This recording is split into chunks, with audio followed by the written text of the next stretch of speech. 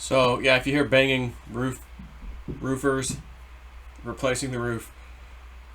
So the government, our government, has passed a very quick 2-month extension to keep the government running. It's not the debt ceiling. They didn't vote on the debt ceiling, but they did give themselves till I think December 3rd to come up with some solution. So they've got a temporary funding bill, and 6.3 billion of it, I believe was the number I saw, is going to go towards Afghanistan relocation, refugee relocation. So it was a mostly partisan, Democrats voting yay, most all Republicans voting no, but not necessarily every single one of them. Looks like some of those traitors have voted yes, but it didn't matter anyways. The Democrats have the numbers, at least for now. And I say at least for now because there's these little certain audits that are happening and taking shape. But anyways, they passed a temporary bill. They kicked the can for 2 months. We've seen them do this before. As a matter of fact, to be fair, they voted that damn debt ceiling thing, I think, 3 times under the Trump administration. And the third time was like, all right, let's just leave this damn thing wide open until this date. And I think that's where we are. When July 31st came, okay, now you got to deal with it. So, again, doesn't matter who's in charge, who's the Democrat, Republican, it doesn't matter. The debt ceiling will continue to go higher and higher until we cannot service our debt, meaning the interest on that debt. So there's ways to deal with it. You could go have negative interest rates and, it can get crazy. But nonetheless, they passed this little temporary budget till December. So I'm still hearing Red October. But it doesn't necessarily, no one said necessarily it had to mean financial Red October.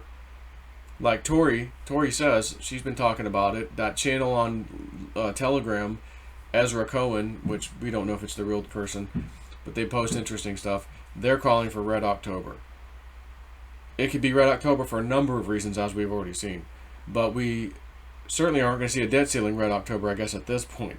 However, Evergrande, the Chinese conglomerate, $300 billion in default financial entity, real estate entity, missed another 1 billion payment, interest payment. So that's the second one now in a row they've missed. It's a big one. The first one I don't think was that big.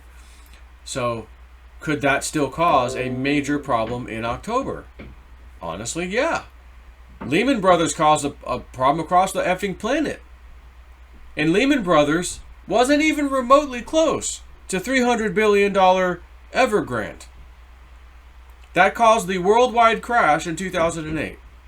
Everybody was affected. Federal bailouts, backroom bailouts, foreign country bailouts by the Fed. We found later it was to the tune of trillions. So how does a company that's just billions in problem turn into fund as trillions, too big to fail, trillions? How does that happen? And now we got a company that's 300 billion. And it's not going to affect the whole world? It's already started several days ago. So here we are, October 1st, and we'll see how October is. But again, I've been telling you, I don't think they're going to pass this debt ceiling this time. I think they're going to let the damn thing collapse this time on purpose. And but they kicked the can. But again, kicking the can is not the debt ceiling. They just create a temporary budget to fund the government through December 3rd. Okay, well, what about everything else? What about the actual debt ceiling? Well, we're going to deal with that later. So, who knows? We'll see where this goes. But I do have an interesting video to do next.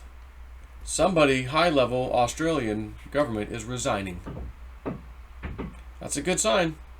Stand by. I'll do that video next.